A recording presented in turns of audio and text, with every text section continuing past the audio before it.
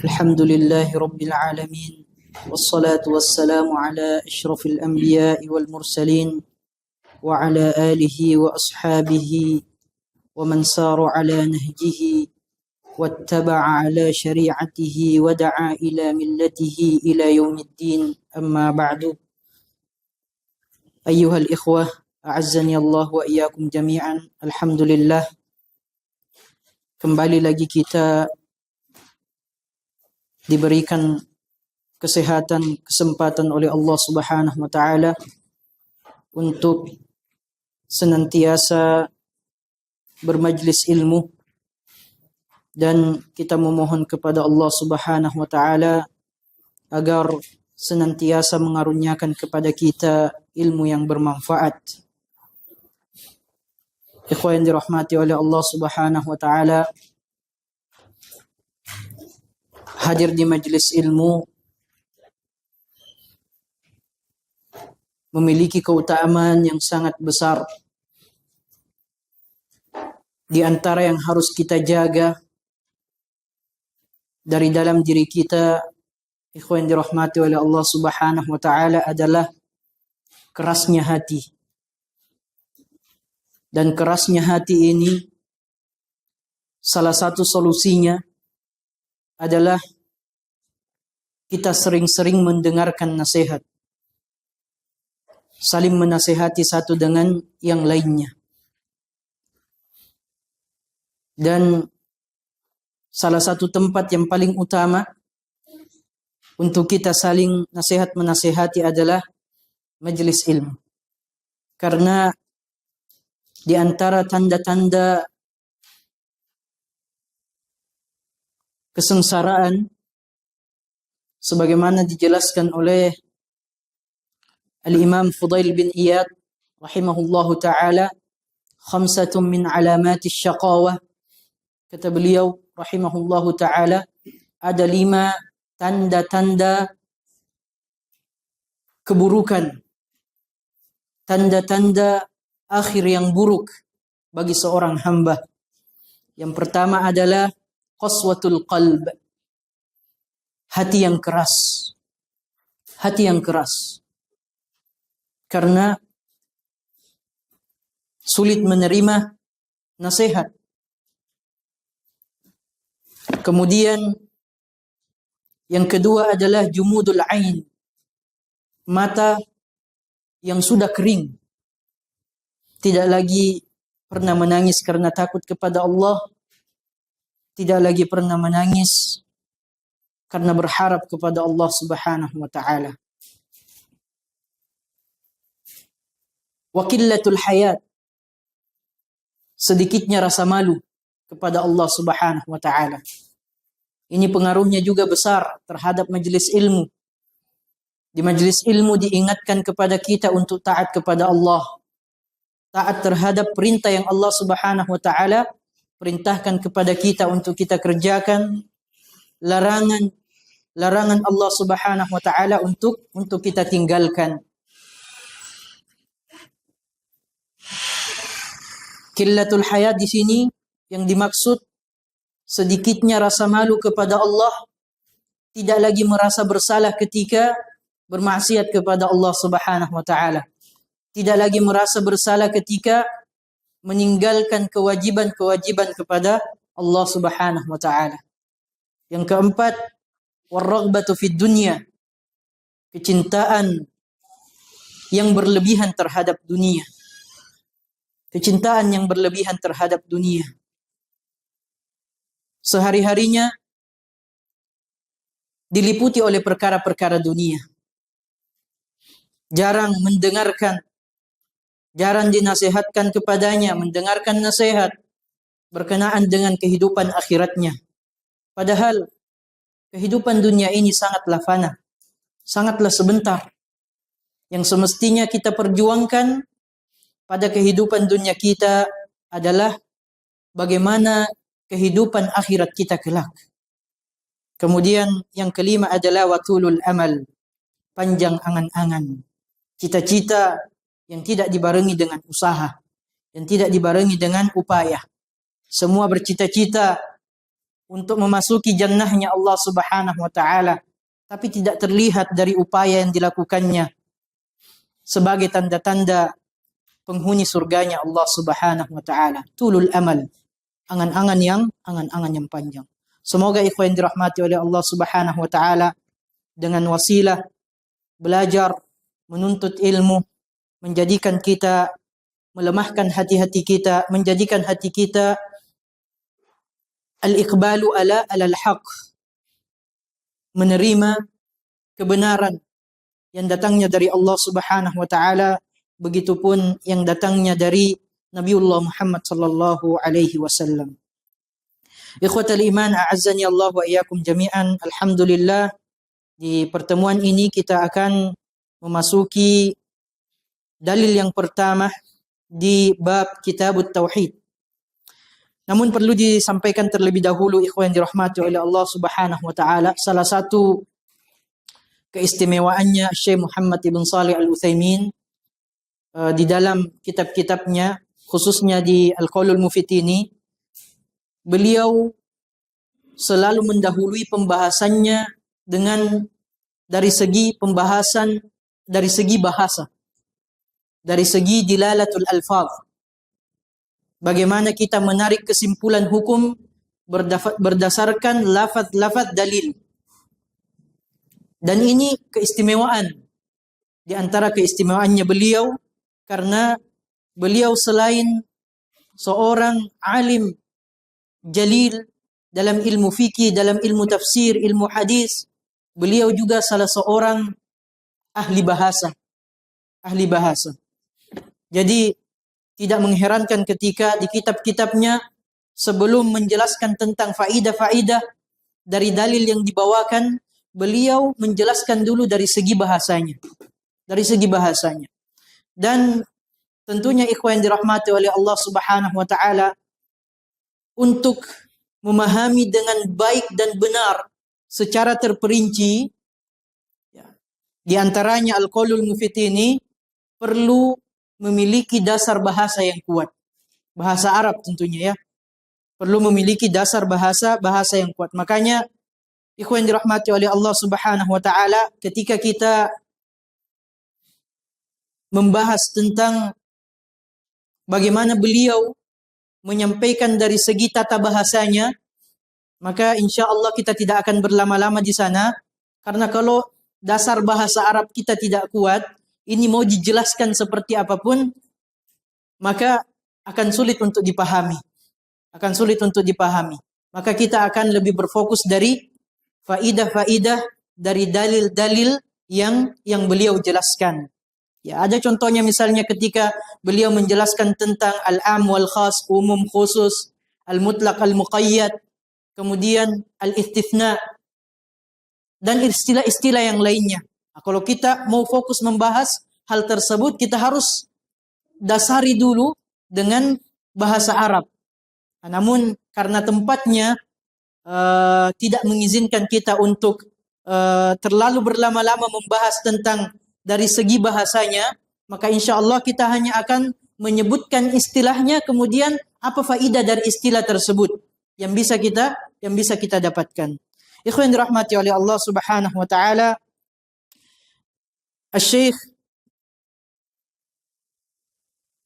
menjelaskan wa qaulullahi ta'ala, dan firman Allah Subhanahu wa taala, wa ma khalaqtul jinna wal insa illa liya'budun, dan tidaklah aku menciptakan jin dan manusia kecuali agar mereka beribadah kepadaku. Tidaklah aku ciptakan jin dan manusia agar mereka beribadah kepadaku. Waqad dzakara al-muallif rahimahullahu taala hadhihi at-tarjamah iddat ayatin. Di bab ini ikhwan yang dirahmati oleh Allah Subhanahu wa taala, bab Kitabut Tauhid, Asy-Syaikh menyebutkan beberapa ayat yang menekankan kepada kita tentang tauhid adalah perkara yang paling utama. Tauhid adalah perkara yang paling utama. Dan semua ibadah-ibadah yang diperintahkan kepada kita, Begitupun larangan-larangan yang Allah Subhanahu wa taala melarang kita untuk melakukannya, semuanya dalam rangka merealisasikan tauhid kita kepada Allah Subhanahu wa taala. Dalam rangka merealisasikan tauhid kita. Semua ibadah kita harus didasari dengan dua syarat. Tauhidullah Subhanahu wa taala, ikhlas karena Allah Subhanahu wa taala dalam mengerjakan, dalam melaksanakan ibadah yang kita kerjakan. Ini tauhid kepada Allah. Di samping juga tauhid kepada Nabi sallallahu alaihi wasallam, tauhidul ittiba'. Semua ibadah yang kita lakukan semata-mata karena mengikuti petunjuk dari beliau sallallahu alaihi wasallam. Ayat yang pertama, al-ayatul ula, qauluhu ta'ala yang kita bacakan tadi, wa ma khalaqtul jinna wal insa illa liya'budun. Dan tidaklah aku ciptakan jin dan manusia melainkan agar mereka beribadah kepadaku. Qauluhu illa liya'budun. Perkataan Allah Subhanahu wa taala atau firman Allah Subhanahu wa taala, illa liya'budun, kecuali untuk beribadah kepadaku. Istithna'un mufarraq. Istithna itu artinya pengecualian. Ini istilah di dalam bahasa sebagaimana yang kita jelaskan tadi. Istithna'un mufarraq, istithna' mufarraq itu adalah istithna' yang sebelumnya tidak menyebutkan mustathna minhu. Yang sebelumnya tidak menyebutkan mustathna minhu. Contohnya misalnya, qamal qaumu illa Zaidun. Manusia berdiri kecuali Zaid. Kecuali Zaid saja. Mustathna minhunya adalah al-qaum. Al-qaum. Tapi di ayat ini tidak disebutkan mustathna minhunya. Tidak disebutkan mustathna minhunya. Apa faidahnya? Apa faidah ketika ada istithna'un mufarraq?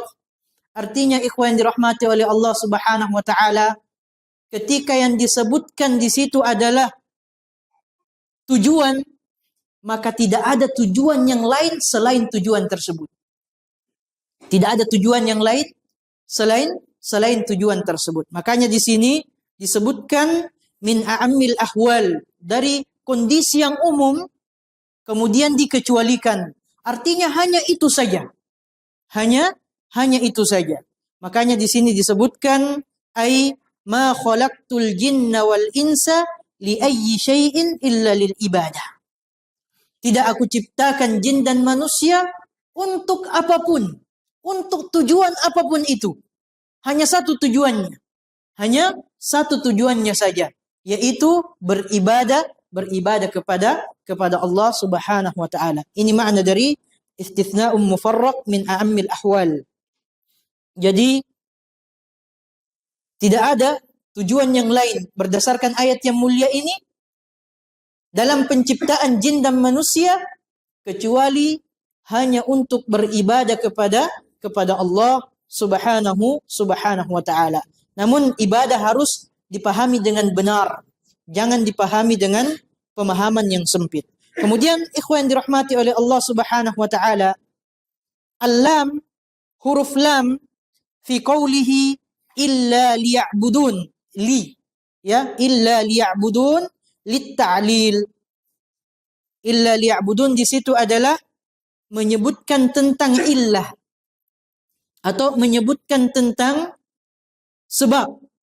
Illah bisa diartikan dengan sebab.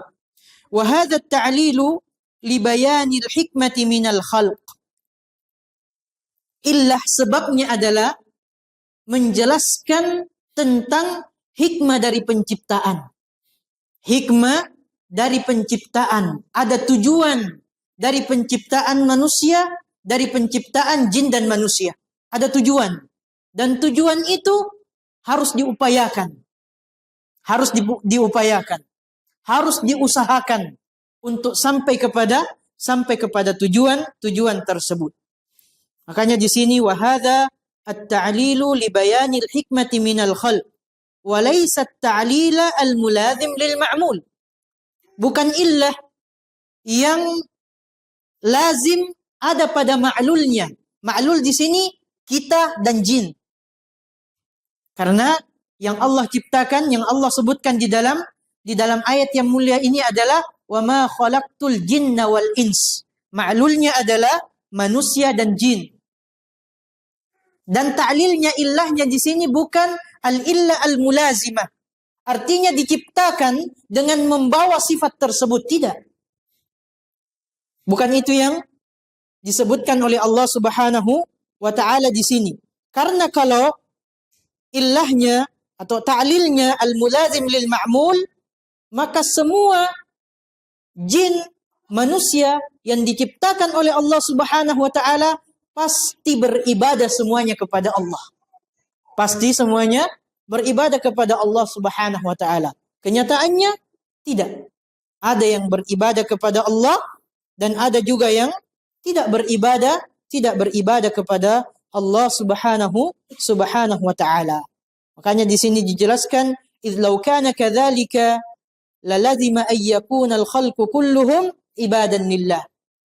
Kalau illanya illah mulazimah lil ma'mul, maka semua yang Allah ciptakan dari jin dan manusia semuanya pasti beribadah kepada Allah Subhanahu wa taala. Tapi tidak. Pada kenyataannya tidak. Makanya ta'lilnya di sini libayanil hikmah minal khalq. Hikmah dari penciptaan ada tujuannya dan tujuannya harus diupayakan. Harus diupayakan. Tidak mulazim lil ma'mul. Tidak diciptakan dalam keadaan semuanya beribadah kepada Allah Subhanahu wa taala. Artinya al-ghayah. Makanya di sini ikhwan dirahmati oleh Allah Subhanahu wa taala dijelaskan fahadhihi al-illatu ghaiyatun. Maka illahnya, sebabnya di sini adalah ghayah. Ghaiyah dari ghayah. Tujuan yang harus diupayakan untuk sampai kepada tujuan tersebut. Harus diupayakan untuk sampai kepada tujuan tersebut. Walaysat mujibatan, dan bukan illah yang datang bersamaan dengan diciptakannya manusia dan jin. Artinya memang sudah diciptakan dalam keadaan semuanya tunduk beribadah kepada Allah. Tidak. Kenyataannya ada yang beribadah kepada Allah, ada juga yang tidak beribadah kepada Allah Subhanahu wa ta'ala. Makanya di sini dijelaskan fal illatul ghaiyah li bayanil ghayah wal maqsudi min hadzal fi'l.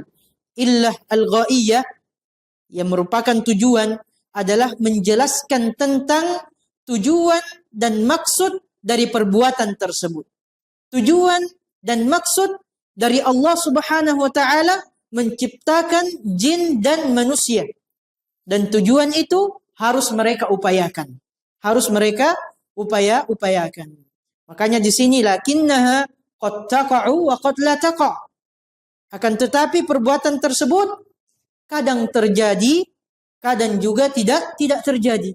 Buktinya ada yang beribadah kepada Allah, ada juga yang menentang, kafir kepada Allah Subhanahu wa taala. Contohnya misalnya beliau di sini menjelaskan baraitul qalama li aktuba bihi. Dalam konteks bahasa keseharian kita. Aku meruncingkan pena untuk menulis dengan pena tersebut. Aku meruncingkan pena li aktuba bihi, untuk menulis dengan pena tersebut, dengan menggunakan pena tersebut. Tapi tidak semuanya, pada kenyataannya tidak semuanya digunakan untuk menulis. Bisa jadi juga digunakan untuk hal-hal yang lainnya. Nah, meskipun ta'lilnya di sini disebutkan. Kemudian yang kedua ada namanya al-illatul mujibah. Al-illatu al-mujibah. Ma'naha anna al-ma'mula mabniyun 'alaiha. Ya, jadi ma'mulnya sudah diciptakan oleh Allah Subhanahu wa taala dengan membawa sifat tersebut. dengan membawa sifat tersebut. Artinya kalau misalnya di ayat yang ini dimaknai sebagai al-illah al-mujibah, artinya semua manusia, semua jin yang Allah Subhanahu wa taala ciptakan, semuanya tunduk, semuanya beribadah kepada Allah Subhanahu wa taala. Makanya illahnya di sini al-illah al-ghaiyah wa laysat al-illah al-mujibah. Naam. Ikhwan dirahmati oleh Allah Subhanahu wa taala, fala budda an taqa', maka kalau al-mulazimah pasti terjadi, ya pasti terjadi. Wa aslu di sini wa takunu sabiqatan lil ma'mul. Dan terjadi sebelum dilakukan oleh al-ma'mul, oleh kita. Kenapa? Sudah ditakdirkan terlebih dahulu oleh Allah Subhanahu wa taala. Sudah diketahui dan ditakdirkan, dikehendaki oleh Allah Subhanahu wa taala, dan amalan itu sudah diciptakan oleh Allah Subhanahu wa taala. Diketahui maratibul qadar, al-ilmu, summa al-kitabah, al-masyiah wal khalq. Diketahui oleh Allah, ditulis di dalam Lauhul Mahfuz. Kemudian dikehendaki oleh Allah Subhanahu wa taala dan diciptakan oleh Allah tabaraka wa taala. Contohnya misalnya beliau membawakan di sini contohnya inkasaratiz zujaju li syiddatil har. Kaca pecah karena udara yang sangat panas. Ini mulazim. Ada sebab akibatnya. Apa yang menyebabkan kaca itu pecah? Karena udara yang panas. Karena udara yang sangat panas. Kemudian Allah Subhanahu wa taala qauluhu khalaqtu ay awjadtu.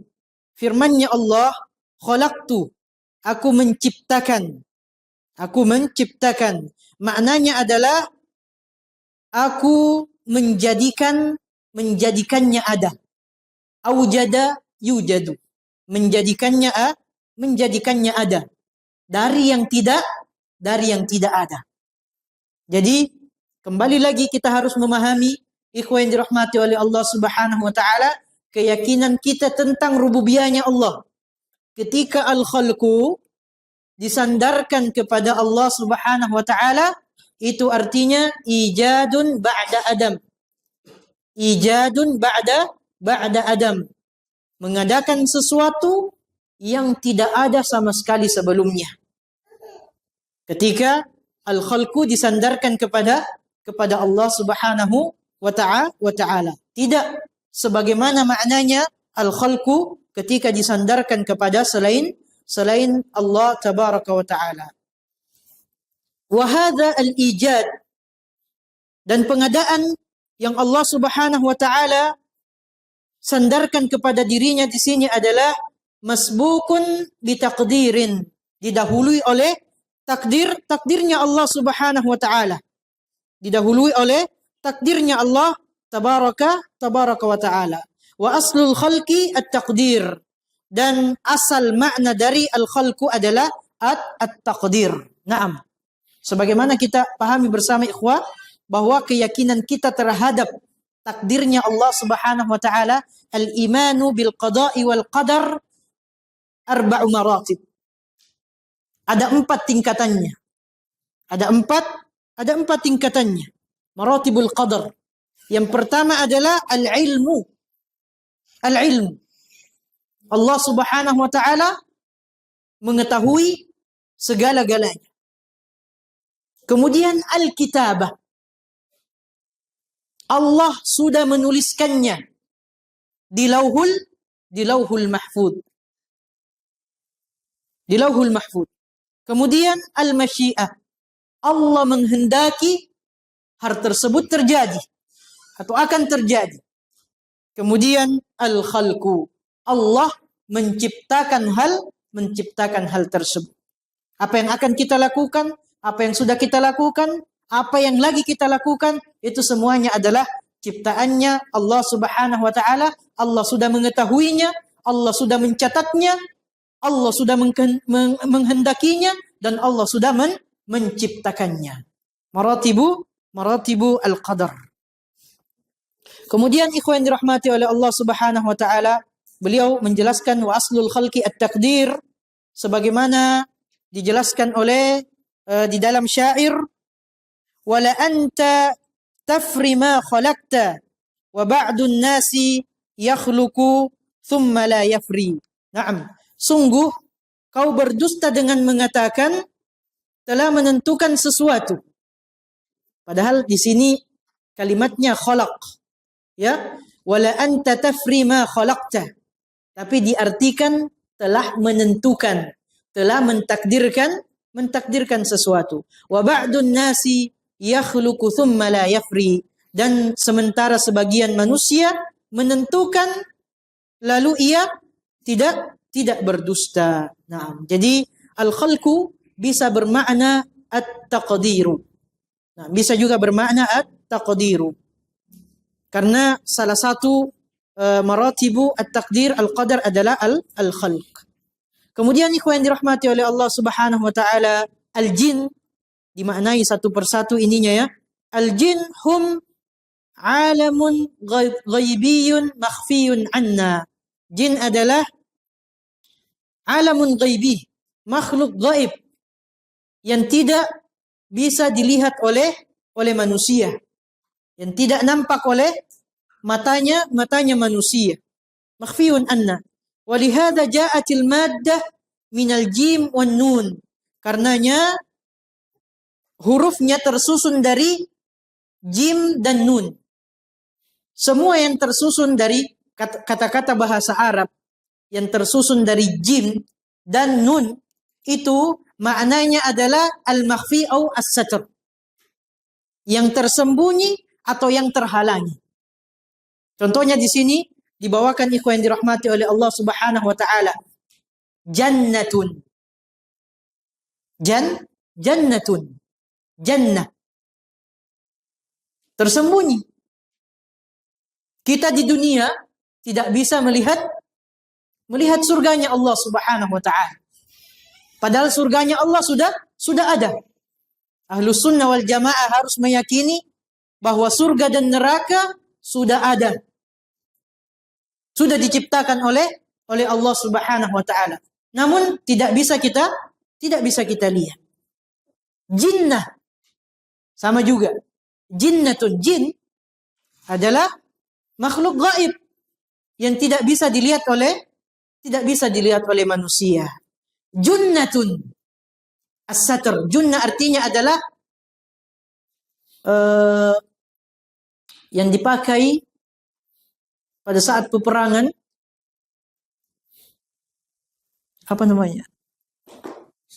Perisai. Naam, afwan, perisai. Yang dipakai pada saat peperangan, as-satr, yang menghalangi kita atau menghalangi manusia dari terjangan musuh. Jadi semua yang mabniun ala al-jim wan nun itu bimakna al-makhfi was-satr, yang tersembunyi atau yang terhalangi. Kemudian ikhwan yang dirahmati oleh Allah Subhanahu wa taala, al-ins. Berikutnya, wa ma khalaqtul jinna wal insa.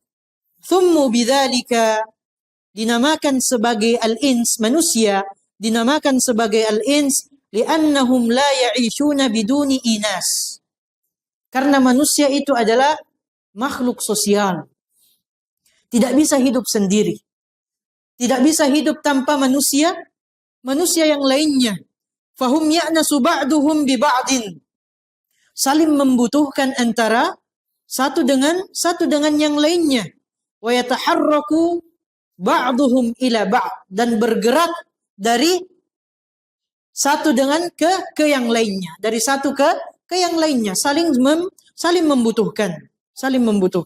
Makanya disebut sebagai al-ins. Al-ins. Ini secara bahasa. Qauluhu illa liya'budun.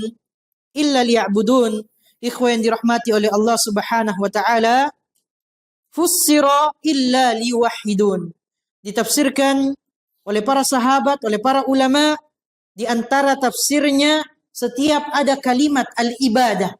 Setiap ada kalimat al-ibadah, baik dalam bentuk fi'il, dalam bentuk masdar, atau dalam bentuk kalimat-kalimat yang lainnya atau kata-kata yang lainnya, maka di antara tafsirannya, di antara maknanya adalah at-tauhid. Di antara maknanya adalah at-tauhid. Makanya di sini illa liya'budun, di antara maknanya adalah illa liwahidun. Kecuali untuk beribadah kepadaku, tafsirannya atau di antara tafsirannya adalah kecuali untuk mentauhidkanku, khususnya dalam tauhidul ibadah. Wa hadza haqqun, dan ini benar, kata beliau rahimahullahu taala. Benar, karena dalam rangka ketika kita beribadah kepada Allah Subhanahu wa taala, apa yang ingin kita realisasikan? Mentauhidkan Allah Subhanahu wa taala, khususnya dalam hal al-uluhiyah, dari ibadah-ibadah yang kita laksanakan. Wa hadza haqqun, dan juga ditafsirkan bimakna yatadhallaluna li bitta'ati fi'lan lil ma'mur wa tarkan lil mahdhur. Nah, ini kita sudah menjelaskan ketika menjelaskan makna ibadah. Ditinjau dari dua sisi. Ditinjau dari segi pelaksanaan ibadah tersebut.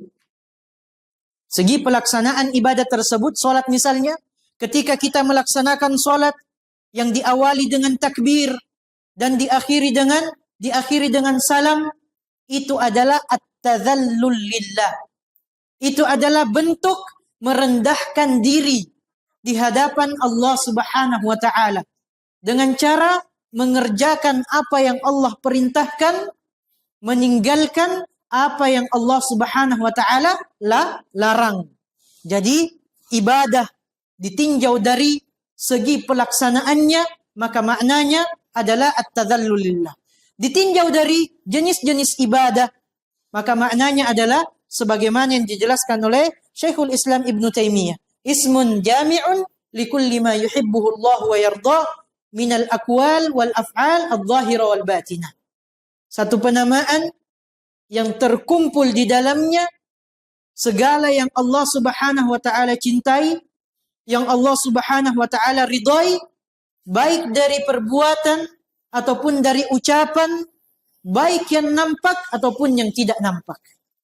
Ini yang disebut sebagai ibadah. Jadi kalau mengklaim sesuatu itu sebagai ibadah, harus mendatangkan bukti bahwa ibadah tersebut dicintai atau diridhoi oleh Allah Subhanahu wa taala. Yang dinamakan dengan dicintai atau diridhoi oleh Allah, artinya Allah memerintahkan. Allah memerintahkan untuk melaksanakan ibadah tersebut. Dari sinilah ikhwan dirahmati oleh Allah, lahir kaidah yang mulia, al-aslu fil ibadah at-tahrim. Hukum asalnya ibadah itu adalah haram. Hukum asalnya ibadah itu adalah haram.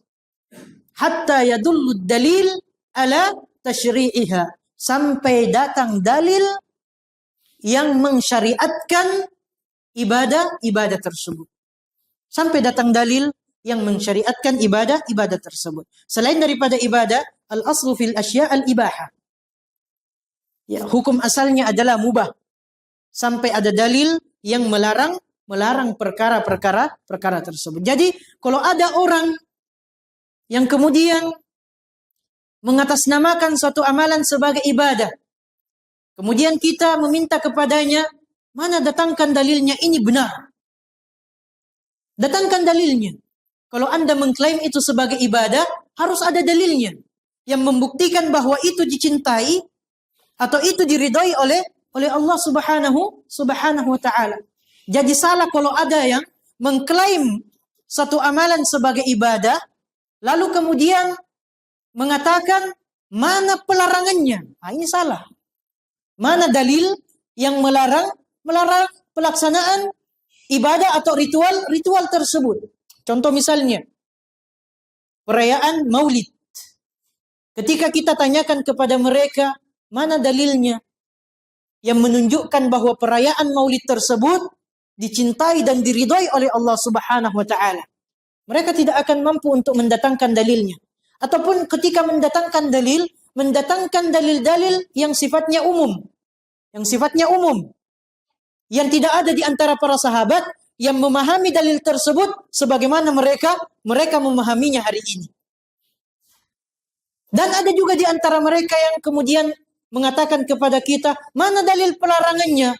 Ini salah. Salah, karena kalau itu diklaim sebagai ibadah, maka yang ditanyakan adalah mana dalil yang mensyariatkannya. Mana dalil yang mensyariatkannya. Ikhwan dirahmati oleh Allah Subhanahu wa taala.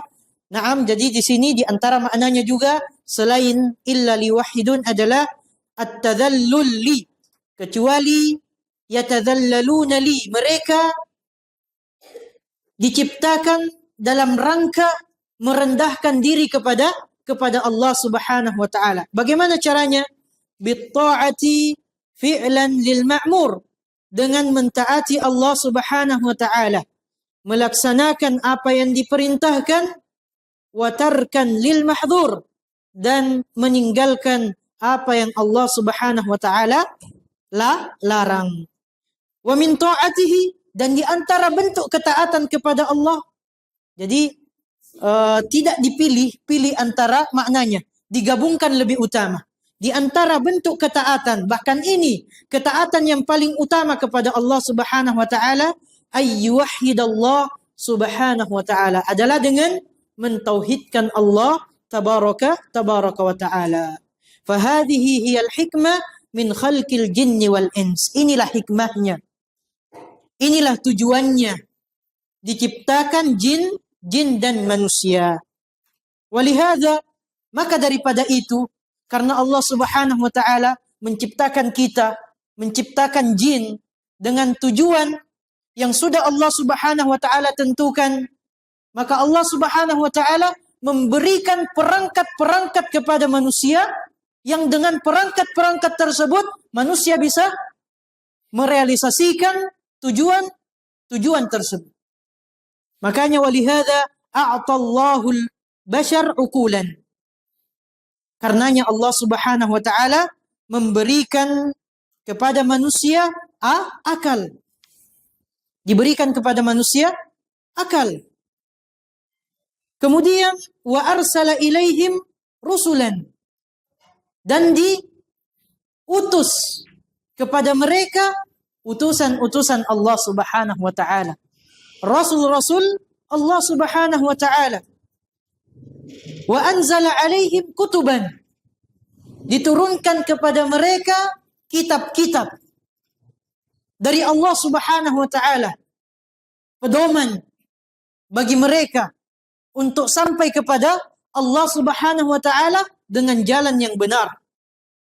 Walau kana al-gharadu min khalqihim kal gharadi min khalqil bahaim ladha'atil hikmatu min irsalir rusul wa inzalil kutub li'annahu fin nihayah yakunu ka syajaratin nabatat wa namat wa tahattamat. Seandainya tujuan dari penciptaan mereka, penciptaan jin dan manusia, sebagaimana tujuan diciptakan hewan-hewan oleh Allah Subhanahu wa taala, ladha'atil hikmatu min irsalir rusul, maka hilanglah hikmahnya diutusnya para rasul di tengah-tengah mereka. Hilang juga hikmahnya diturunkan kitab-kitab sebagai pedoman bagi mereka. Li'annahu fin nihayah, karena pada akhirnya yakunu kasyajaratin, sama saja dengan sebuah pohon, nabatat, tumbuh, wa namat, berkembang, wa tahattamat, kemudian hancur, kering. Ya, kering dan hancur. Dan inilah kondisinya selain daripada jin dan manusia nanti, ikhwan dirahmati oleh Allah Subhanahu wa taala, hewan-hewan yang Allah Subhanahu wa taala ciptakan nanti akhirnya akan dijadikan sebagai turab, akan dijadikan oleh Allah Subhanahu wa taala sebagai tanah, akan dijadikan sebagai tanah. Makanya pada saat itu orang-orang kafir yang kemudian dimasukkan oleh Allah Subhanahu wa taala di dalam neraka, mereka menyesali kekufurannya kepada Allah Subhanahu wa taala, seraya mereka mengatakan, ya laitani kuntu turaba. Daripada saya disiksa di dalam neraka, di dalam nerakanya Allah Subhanahu wa taala, alangkah lebih baiknya ketika Allah Subhanahu wa taala menjadikan saya saja sebagai tanah. Namun ikhwan dirahmati oleh Allah, hal tersebut terjadi setelah al-qada. Setelah al-qada. Karena di yaumul qada, penentuan ini, semua bentuk keadilan akan ditegakkan oleh Allah Subhanahu wa taala. Bahkan ketika seekor domba, di dalam sebuah riwayat, seekor domba, seekor kambing menanduk kambing yang lain yang tidak ada tanduknya, itu akan ditegakkan keadilannya di sisi Allah Subhanahu wa taala, sebelum kemudian hewan-hewan tersebut Allah ubah menjadi tanah. Jadi keadilan, ketika keadilan itu tidak didapatkan di dunia, maka kita harus yakin, ikhwan yang dirahmati oleh Allah Subhanahu wa taala, semua bentuk keadilan akan didapatkan di sisinya Allah Subhanahu wa taala. Naam. Makanya ikhwan yang dirahmati oleh Allah Subhanahu wa taala, kemudian beliau melanjutkan di sini, itu hikmah di antara penciptaannya, di antara hikmah penciptaannya manusia adalah beribadah kepada Allah Subhanahu wa taala, dan karena itulah mereka diberikan akal oleh Allah, diturunkan di tengah-tengah mereka rasul-rasul Allah Subhanahu wa taala, kemudian diturunkan kitab-kitab dari Allah Subhanahu wa taala, tidak sebagaimana tujuan dari Allah Subhanahu wa taala menciptakan makhluk-makhluk yang lainnya. Walihada qala ta'ala, maka dari itu Allah Subhanahu wa taala berfirman, innal ladzina farada 'alaikal Qur'an laradduka ila ma'ad. Sesungguhnya Allah yang mewajibkan engkau wahai Muhammad untuk melaksanakan, menegakkan hukum-hukum Allah Subhanahu wa taala dari Al-Qur'an, benar-benar akan mengembalikan ke tempat kita semula. Ke tempat kita semula. Allah Subhanahu wa taala akan mengembalikan kita ke tempat semula. Akan mengembalikan kita ke sisi Allah Subhanahu wa taala. Dan disitulah kita akan mendapatkan balasan terhadap semua yang kita perbuat di dunia.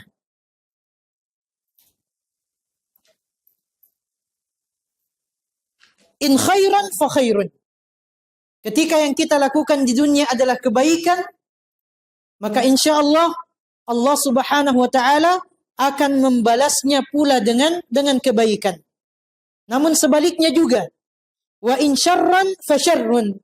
Ketika yang kita lakukan adalah keburukan, bermaksiat kepada Allah Subhanahu wa taala, zalim kepada diri kita sendiri, zalim kepada orang lain, apalagi sampai zalim kepada Allah Subhanahu wa taala, artinya menyekutukan Allah Subhanahu wa taala, maka akan mendapatkan balasan dari apa yang dia lakukan di dunia. Walaisatil hikmatu min khalqihim naf'allah. Dan tidak ada dan bukan di antara hikmah mereka diciptakan oleh Allah Subhanahu wa taala agar mereka bisa bermanfaat bagi Allah Subhanahu wa taala. Jadi Allah Subhanahu wa taala menciptakan jin dan manusia untuk beribadah kepada Allah. Namun apakah ketika kita semua tunduk kepada Allah, beribadah kepada Allah Subhanahu wa taala, apakah ini artinya itu mendatangkan manfaat bagi Allah Subhanahu wa taala? Sama sekali tidak mendatangkan manfaat bagi Allah Subhanahu wa taala. Tidak ada sama sekali manfaatnya bagi Allah Subhanahu wa taala.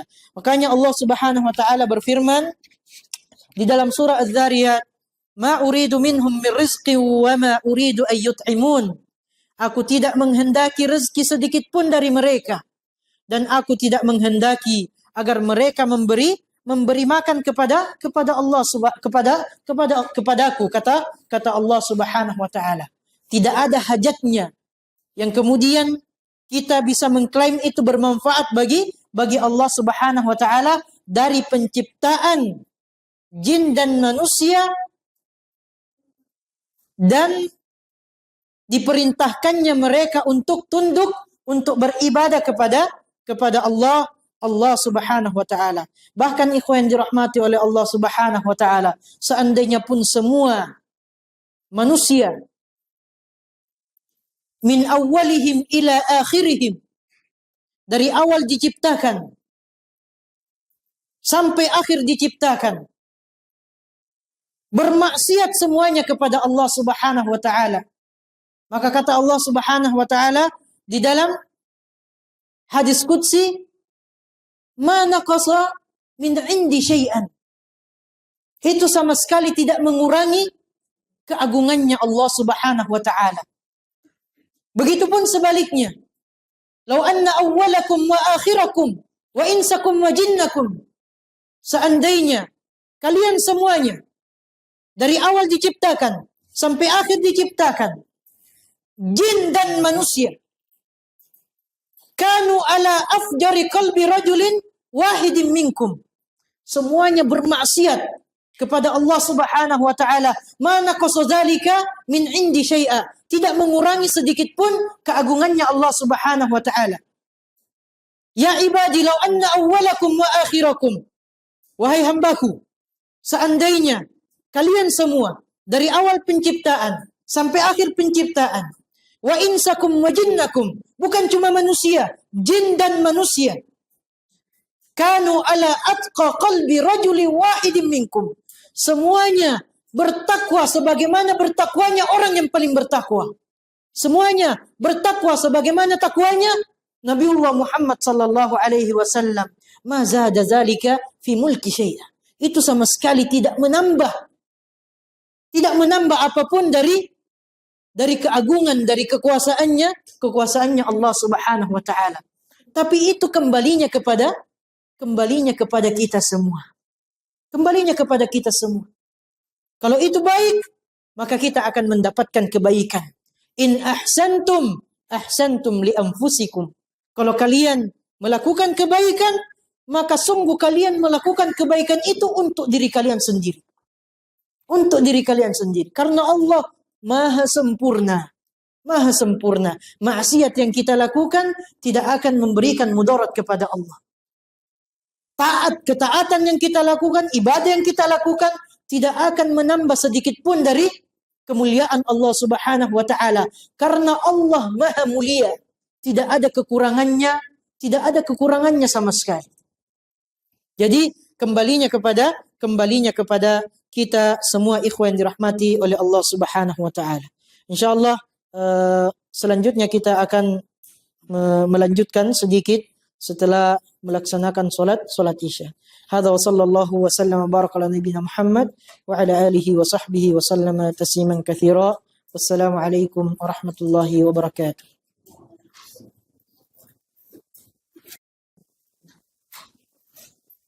Assalamualaikum warahmatullahi wabarakatuh.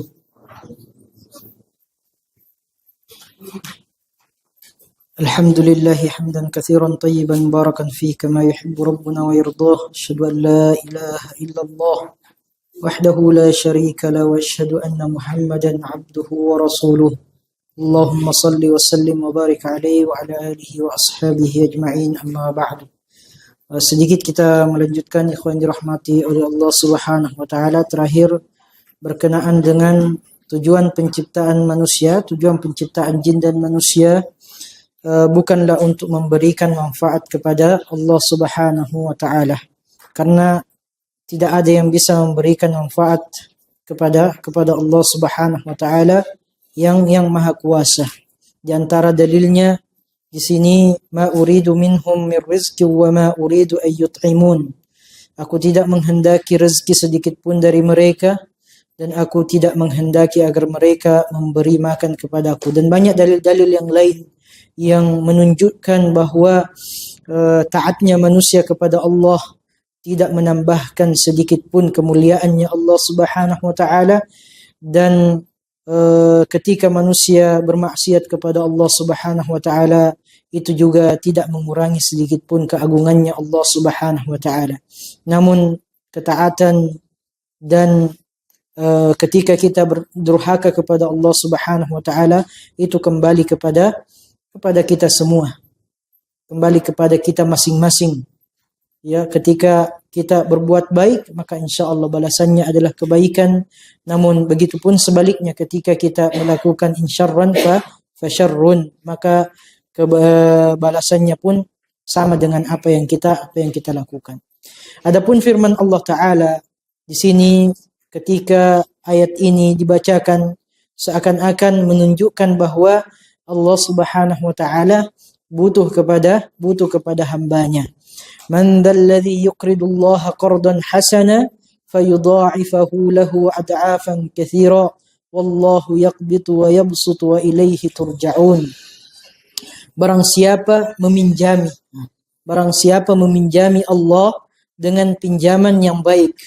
Ya, kalau kasusnya manusia meminjam kepada orang lain, maka kita bisa simpulkan bahwa itu adalah kebutuhan. Naam, tetapi tidak bisa kemudian dikiaskan kepada Allah Subhanahu wa taala. Namun ada yang Allah Subhanahu wa taala inginkan untuk hambanya ketika menyampaikan ayat yang mulia ini. Barang siapa yang meminjami Allah dengan pinjaman yang baik, maka Allah melipat gandakan ganti kepadanya dengan yang banyak, dengan banyak. Allah menahan dan melapangkan rezeki dan kepadanya lah kalian akan dikembalikan. Pinjaman yang dimaksud di sini ikhwan dirahmati oleh Allah Subhanahu wa taala bukan pinjaman untuk Allah. Bukan pinjaman untuk Allah Subhanahu wa taala atau Allah meminjam kepada hamba-hambanya. Karena Allah Subhanahu wa taala tidak memerlukan semua hal tersebut.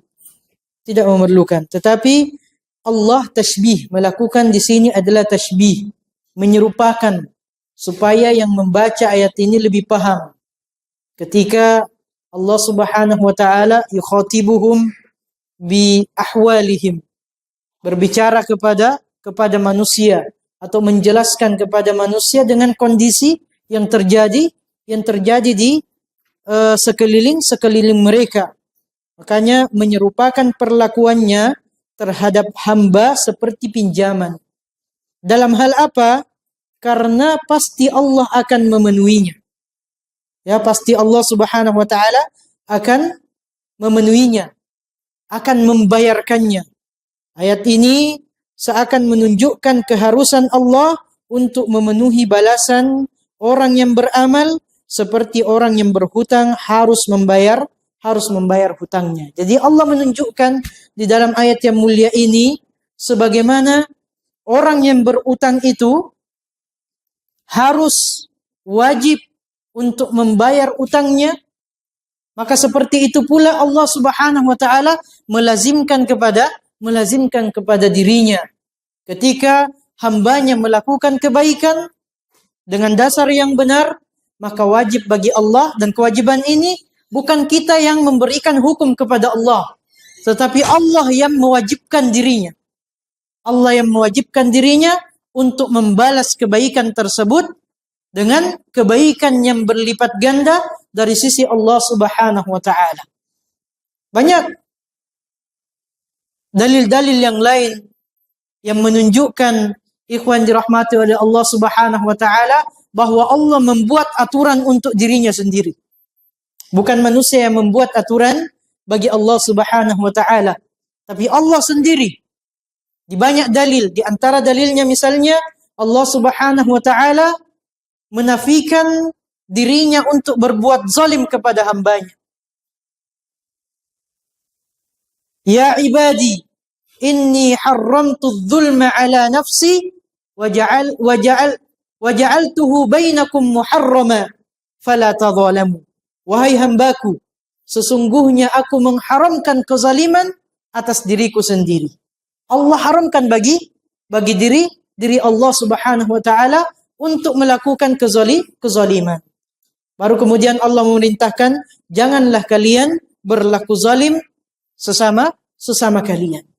Nah, jadi Allah yang mewajibkan atas dirinya bagi siapa hamba-hamba yang melakukan kebaikan, itu seakan-akan dia memberikan utang kepada Allah yang Allah harus membalasnya dengan kebaikan yang berlipat ganda. Namun ini haknya Allah subhanahu wa ta'ala.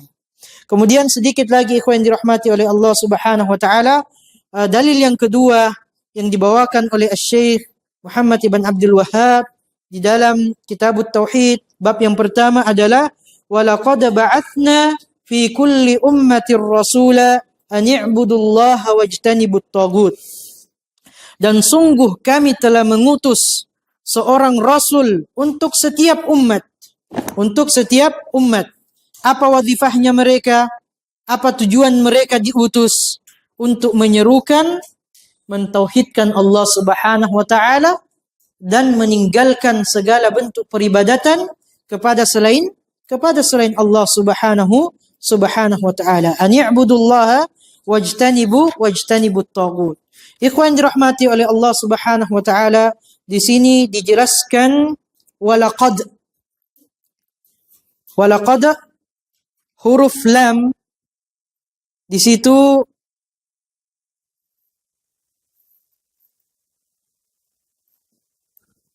huruf lam dan qad.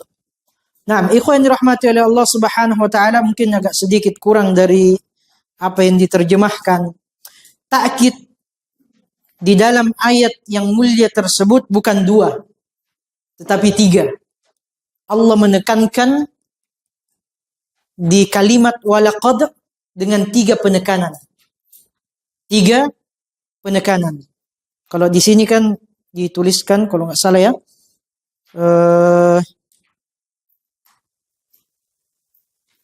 sumpah yang diperkirakan. Sebenarnya bukan yang diperkirakan. Sumpah yang tersirat. Sumpah yang tersirat. Ini yang pertama. Kemudian yang kedua, lamut ta'kid. Lam, la. Kemudian yang ketiga, qad bimakna at-ta'kid. Jadi kalau kita mau terjemahkan ke dalam bahasa kita, demi Allah. Nah, ini yang pertama, ta'kidnya, penguatnya. Demi Allah. Sungguh dan sungguh. Nah, demi Allah, sungguh dan sungguh kami telah mengutus pada setiap umat rasul di antara mereka. An ya'budullaha wajtanibut taghut. Untuk menyerukan beribadah hanya kepada Allah Subhanahu wa taala dan meninggalkan peribadatan kepada taghut. Naam, di situ al-lam muwati'atun liqasamin muqaddar. Muwati'ah itu sejalan, sesuai dengan sumpah yang tersirat. Muwati'atun liqasamin muqaddar. Sejalan, senada, muwati'ah. Dengan sumpah yang tersirat. Waqad littahqiq. Wa alaihi fal jumlatu muakkadatun. Di sini.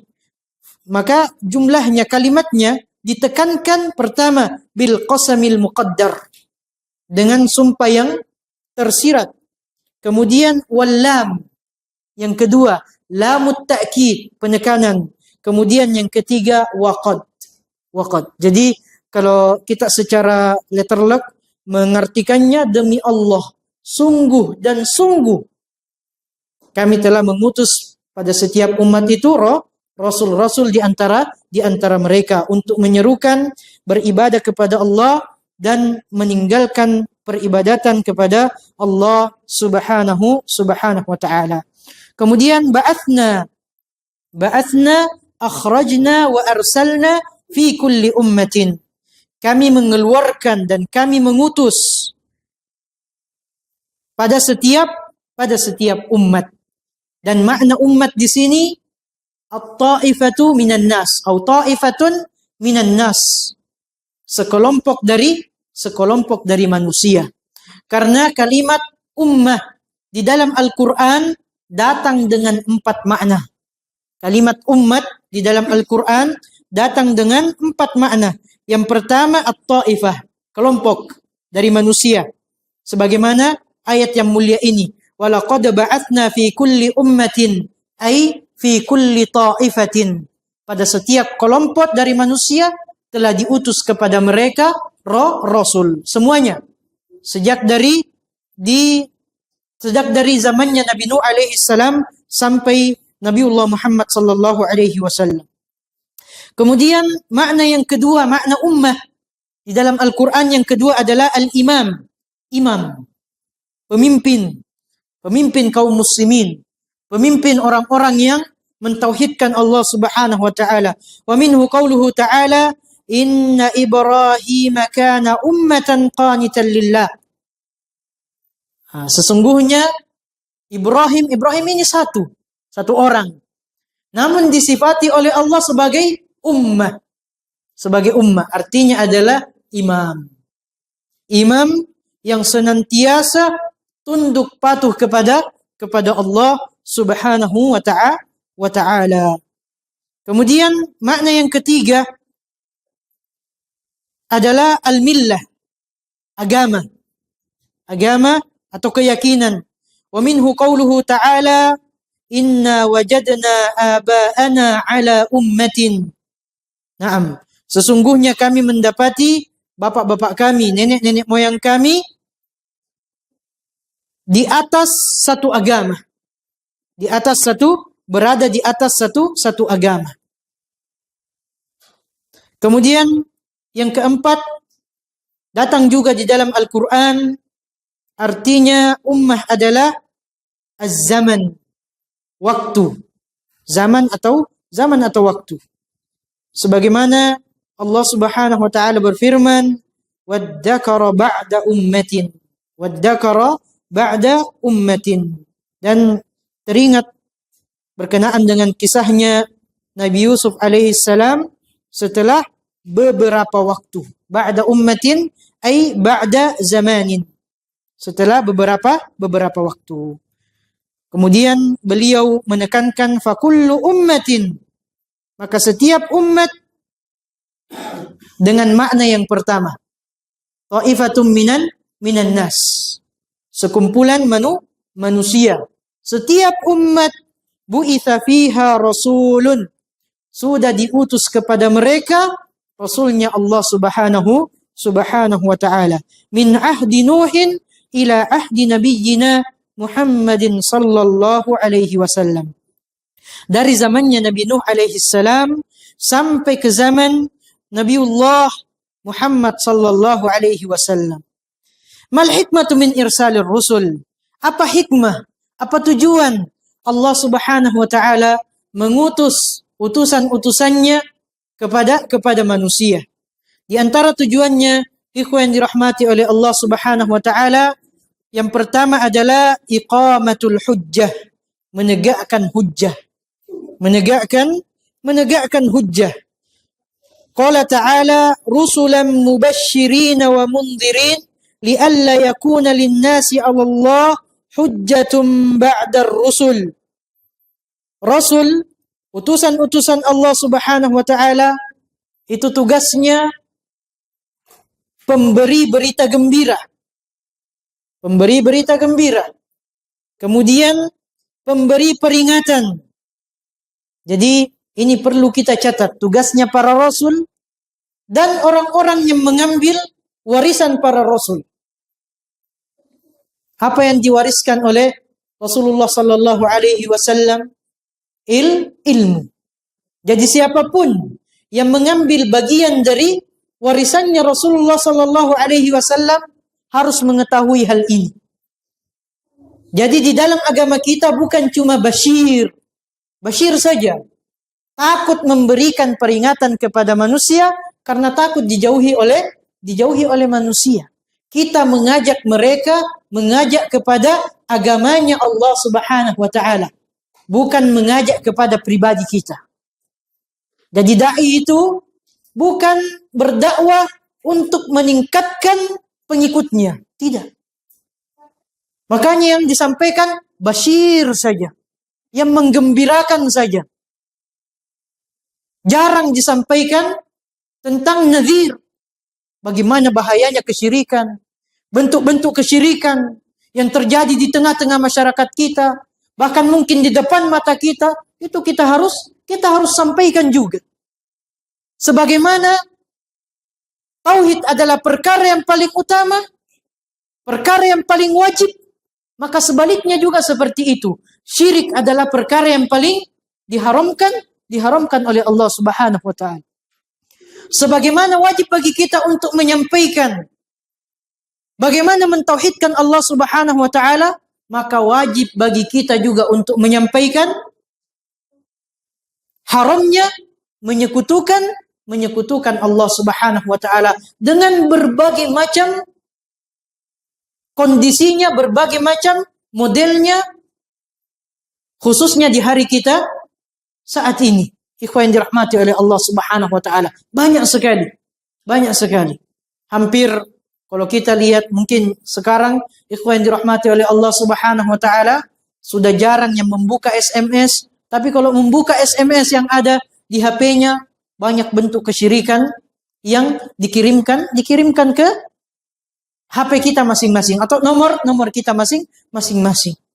Dan itu kadang sadar ataupun tidak disadari, ikhwan dirahmati oleh Allah Subhanahu wa taala, kalau kita tidak mendasari pemahaman kita dengan pemahaman yang benar, bagaimana usul syirik, bagaimana bentuk-bentuk kesyirikan, kadang kita tidak sadar kita terjerumus melakukan kesyirikan. Maka perlu tidak hanya sebatas mempelajari bagaimana tauhid, perlu juga mempelajari bagaimana perinciannya tentang kesyirikan, sehingga kita tidak terjerumus melakukan kesyirikan. Sedikit berkenaan dengan wazifahnya para rasul, mubasysyirin wa mundhirin. Jadi siapapun yang mengambil warisan daripada rasul, maka juga harus menyampaikan sebagaimana yang disampaikan, yang diamanahkan oleh Allah Subhanahu wa taala kepada rasul-rasulnya. Li'alla yakuna lin-nasi 'ala Allahi hujjah li'alla yakuna lin-nasi 'ala Allahi hujjatun ba'da ar-rusul, agar tidak ada lagi alasan bagi manusia di hadapan Allah Subhanahu wa taala kelak, karena Allah Subhanahu wa taala telah mengutus kepada mereka rasul untuk mereka mengikuti. Makanya haknya Rasulullah sallallahu alaihi wasallam adalah hakul ittiba'. Wajib untuk kita mengikutinya. Itulah tujuannya. Diturunkan Rasulullah sallallahu alaihi wasallam di tengah-tengah kita. Wajib bagi kita untuk mengikutinya.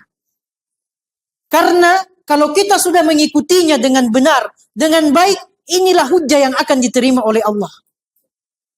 Inilah hujjah yang akan diterima oleh Allah Subhanahu wa taala kelak nanti ketika kita berhadapan dengan Allah Subhanahu wa taala. Jadi tegaknya hujjah di tengah kaum muslimin ketika mereka betul-betul menjadikan Rasulullah sallallahu alaihi wasallam sebagai suri tauladan di semua lini kehidupannya. Di semua lini kehidupannya. Karena itulah tujuannya Allah Subhanahu wa taala mengutus rasul. Di antaranya adalah Nabiullah Muhammad sallallahu alaihi wasallam. Kemudian hikmah yang kedua, ikhwan dirahmati oleh Allah Subhanahu wa taala, ar-rahmah. Bentuk kasih sayangnya Allah Subhanahu wa taala kepada manusia. Kepada manusia secara umum. Tapi manusia itu harus menentukan apakah dia ingin menerima kasih sayangnya Allah Subhanahu wa taala atau dia ingin menelantarkan kasih sayang tersebut. Sebagaimana firman Allah Subhanahu wa taala wa ma arsalnaka illa rahmatan lil alamin. Dan kami tidak mengutus engkau wahai Muhammad melainkan untuk menjadi rahmat, melainkan sebagai bentuk rahmatnya Allah, kasih sayangnya Allah Subhanahu wa taala lil alamin, bagi seluruh alam. Jadi itu juga merupakan bentuk kasih sayang Allah Subhanahu wa taala kepada kita khususnya manusia dan jin yang diperintahkan untuk beribadah kepada Allah Subhanahu wa taala. Sebagaimana tujuan diciptakan jin dan manusia. Kemudian di antara hikmah diutusnya para rasul, ikhwan dirahmati oleh Allah Subhanahu wa taala, bayanut tariqil musil ila Allah taala. Menjelaskan jalan menuju Allah, jalan yang benar menuju Allah Subhanahu wa taala. Li'anna al-insan, karena pada dasarnya manusia itu la ya'rifu ma yajibu lillahi ala wajhi tafsil. Tidak mengetahui kewajiban-kewajibannya kepada Allah secara terperinci. Pada dasarnya kita tidak mengetahui. Makanya agar kita mengetahui sehingga kita bisa merealisasikan tugas utama kita, tugas kita diciptakan oleh Allah Subhanahu wa taala, Allah mengutus rasulnya. Allah mengutus rasulnya agar dengan penjelasannya, dengan keterangan-keterangan yang datang darinya, hadis-hadisnya, sunnah-sunnahnya, menjelaskan kepada kita mana jalan yang menuntun kita kepada Allah Subhanahu wa taala, mana jalan-jalan yang menyesatkan kita. Mana jalan-jalan yang menyesatkan kita.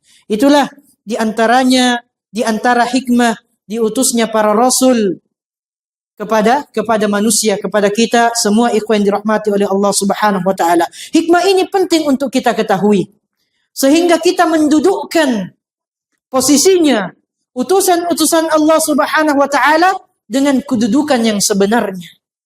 Memberikan haknya dengan hak yang sebenarnya. Tidak melampaui batas terhadapnya, namun juga tidak meremehkan mereka. Tidak melampaui batas dalam artian kita memberikan sebagian dari sifat-sifat Allah Subhanahu wa taala kepada mereka sehingga kita mensekutukan Allah dengan mereka. Dengan beristighosah kepada para rasul misalnya.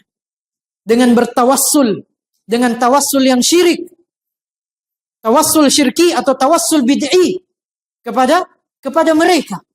Ini melampaui batas terhadap hak yang semestinya. Begitupun sebaliknya. Tidak boleh meremehkan.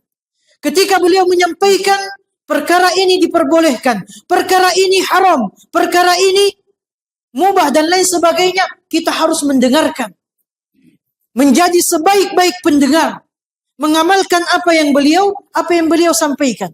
Terkadang ikhwan yang dirahmati oleh Allah Subhanahu wa taala, ketika manusia terlalu mengedepankan akalnya, bahkan menuhankan akalnya, ketika misalnya mendengarkan sunnah Nabi sallallahu alaihi wasallam. Contohnya, Nabi sallallahu alaihi wasallam bersabda, "Ma asfala minal ka'baini minal idhar fa finnar." Kain yang dijulurkan melebihi mata kaki terancam masuk neraka. Ada di antara saudara-saudara kita yang kemudian berkomentar, masa perkara yang sepele seperti itu bisa menyebabkan seorang hamba masuk neraka? Pertanyaan kembalikan kepada yang bertanya seperti ini. Dari mana antum kemudian bisa berkesimpulan bahwa permasalahan itu permasalahan sepele? Dari mana kesimpulan bahwa itu permasalahan remeh, permasalahan kecil? Padahal Nabi di dalam sunnahnya, di dalam hadisnya menyampaikan orang yang melanggar, orang yang melakukan pelanggaran tersebut diancam masuk neraka. Diancam masuk neraka. Ini sepele atau tidak sepele? Ikhwan yang dirahmati oleh Allah. Tidak sepele. Kalau kita kembali kepada dalil. Tapi kalau kita kembali kepada akal, menganggap itu perkara yang biasa-biasa saja. Masa bisa memasukkan orang ke dalam ke dalam nerakanya Allah Subhanahu wa taala. Ini ketika akal kita yang dominan. Padahal dalil dengan jelas yang melanggar aturan itu terancam masuk neraka. Ini artinya permasalahannya permasalahan serius, permasalahan besar. Dan mengukur besar kecilnya jangan diukur menggunakan logika. Ukur menggunakan dalil. Ukur menggunakan dalil. Yang diancam masuk surga, yang diancam masuk neraka, afwan. Yang diancam azabnya Allah Subhanahu wa taala, semuanya perkara-perkara besar. Semuanya perkara-perkara besar. Dan ini diancam oleh Allah Subhanahu wa taala melalui sunnahnya Nabi sallallahu alaihi wasallam, fa finnar, yang menjulurkan artinya dari atas ke bawah, bukan dari bawah ke atas. Menjulurkan kainnya laki-laki melebihi mata kaki diancam masuk neraka. Tapi lihatlah kondisi, karena meremehkan sunnah Nabi sallallahu alaihi wasallam, tidak memberikan haknya beliau sebagaimana semestinya yang Allah Subhanahu wa taala kehendaki, maka terbalik yang terjadi, ikhwan yang dirahmati oleh Allah Subhanahu wa taala. Kita lihat yang mengangkat kainnya kebanyakan wanita, yang menjulurkan kainnya kebanyakan laki-laki. Padahal sunnahnya tidak seperti itu. Sunnahnya sebaliknya. Laki-laki tidak boleh melebihi mata kaki.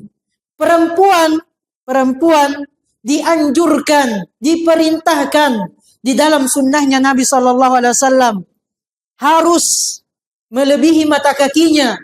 Di dalam satu hadis disebutkan satu jengkal melebihi mata kaki. Di hadis yang lain disebutkan satu hasta melebihi mata kaki. Ini sunnahnya.